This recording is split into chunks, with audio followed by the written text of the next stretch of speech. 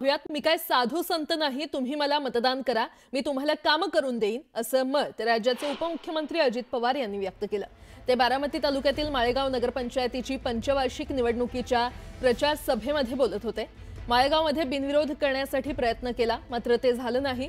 18 उमेदवार निवडून द्या, मी बोललेलं सगळं करणार, तुम्ही काट मारली की मी पण काट मारणार असं अजित पवार म्हटले।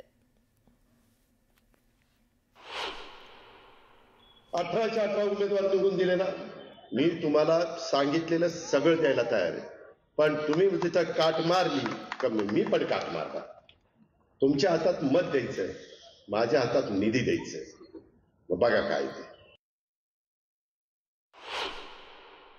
अर्थ मंत्रालय माझ्याकडे महायुतीने दिलेलं आहे, परंतु वाटप करत असताना जसं पंगत बसल्यानंतर तो वाढपी ओळखीचा असल्यानंतर बरं वाटतं, तसं आज वाढपी तुमच्या समोर उभा आहे, तो तुम्हाला विनंती करतोय।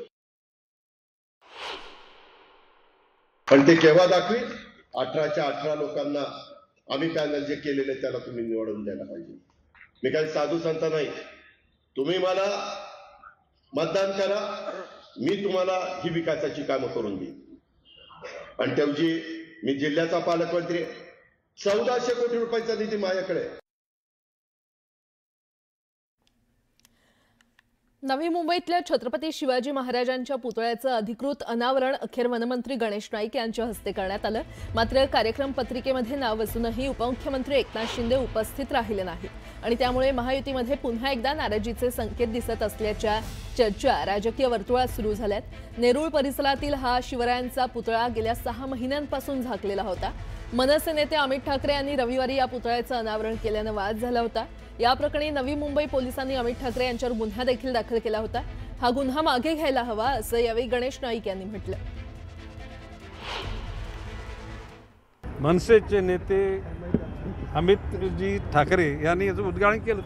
त्यांनी उद्घाटन करण्याच्या पाठीमागची भावना ही कुठेतरी कायदा तोडावी अशी नव्हतीच, परंतु कुठेतरी प्रशासनाला जागरूकता घेण्याच्या अनुषंगाने त्यांनी ते केलं। खरं म्हणजे आता त्यांच्यावर गुन्हा नोंदवलेला आहे, मी त्या गुन्हा नोंदवण्याच्या प्रक्रियेशी मी सहमत नाही। ती प्रक्रिया झाली, ती एक प्रकारची म्हणजे स्वयंस्फूर्तीने झाली, नॅचरली झाली, आणि अजूनसुद्धा माझं म्हणणं आहे की तो गुन्हा मागे घेतला पाहिजे। नवी मुंबईत आता नुकताच गणेश नाईक यांनी पुतळ्याचं अनावरण केलेलं आहे, पण त्यांनी मान्य केलं की छत्रपती शिवाजी महाराजांच्या पुतळ्याचं अनावरण करायला उशीर झाला आणि त्यामुळेच अमित ठाकरेंनी हे उत्स्फूर्त पाऊल उचलले, त्यांच्यावरचे गुन्हे मागे घेतले पाहिजेत। आणि मी अभिनंदन करेन गणेश नाईकजींचं, तर खरोखर त्यांनी असं घेतलं, कारण ते काही धाडसी पावलं उचलतात ठाण्यात आणि नवी मुंबईत।